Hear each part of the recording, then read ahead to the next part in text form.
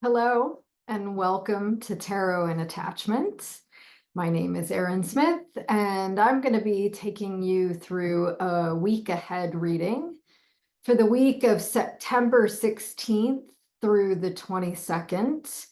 And at the very beginning of this week, we are going to be having a full moon lunar eclipse in the sign of Pisces. So that might in some ways tone the energy of the week. But I'm going to consult the cards and look into the themes that might be emerging and get a sense of the energy and how we might make the most of it throughout the week. So I'm going to do my thing. I'm going to go silent and concentrate while I shuffle, and I will be with you momentarily.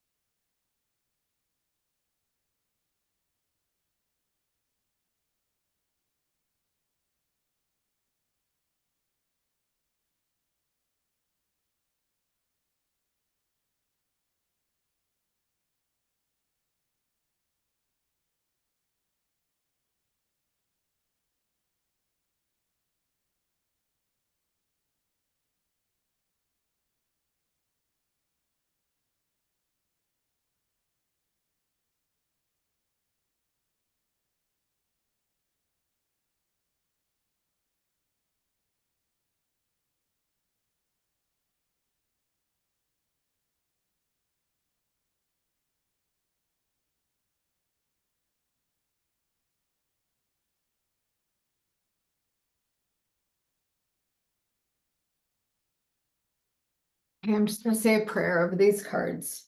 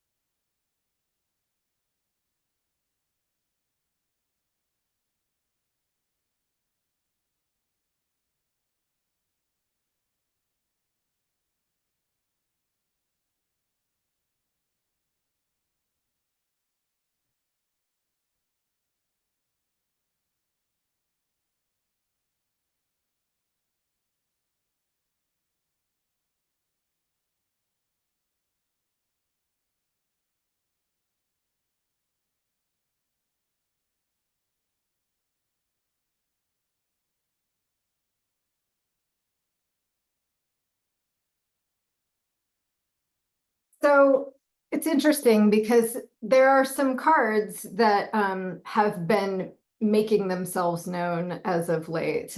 They keep coming up in polls that I do, both for the public and for people individually. And it does seem like right now there is a strong emphasis on making progress in our own lives, making choices regarding our decisive natures, and that those choices yield a kind of bountiful experience. And so really the emphasis here is on how we are directing our will, how we are choosing what it is we wish to create, and not getting sort of tossed and turned in the turbulence of life. It's easy to do when there's a lot of chaos in the external world. It can affect the way that we show up and the choices that we make. But if we are decisive and we're able to manage our own thoughts in a good way, then it looks like there's some real benefit to what we can create in this week. So The center card here, sort of our focal point, is the Queen of Pentacles. And I like to think that in many ways, archetypally, the Queen of Pentacles is a similar energy to the Empress. She's a kind of earth mother. You know, pentacles represent the earth, the materialization of wealth and well-being, those tangible material ways that we meet our needs in the world. And the Queen of Pentacles just represents this kind of fertility and growth. Her promise is that all the seeds that get planted will blossom and bear fruit. And so this is like a great anchor point for us. What is it that we wish to grow? And one of the things I often say in regards to this kind of fertile energy is make sure that if you wished to eat watermelons, you're not planting cucumbers, right? Like, where are you sowing your seeds? What is the energy that you're instilling in them? And how selective are you being about where you're placing your energy? Because that's what's going to grow. And, you know, there is a lot of sort of chaos or turbulence in the field, right? There's a lot of things going on, and it can feel discombobulating. It can feel even like attention or aggression. It can also feel like being pulled in multiple directions at once. And so, and you can think of wand energy as like life force. It's the inspiration that we derive in order to take an action out in the world. But just that energy, you know, and sort of a hyper inflection of this kind of energy can feel like agitation when it comes through the Five of Wands. And so, again, it's not to say that everything is going to go smoothly and that you're going to, you know, be able to in other words, the environment doesn't have to be peaceful in order for you to be directional in your focus. And this is really important. In fact, this brings us to our next archetype here, that is representing the way in which we manage our mind. And I find that this is one of the greatest misconceptions about meditation.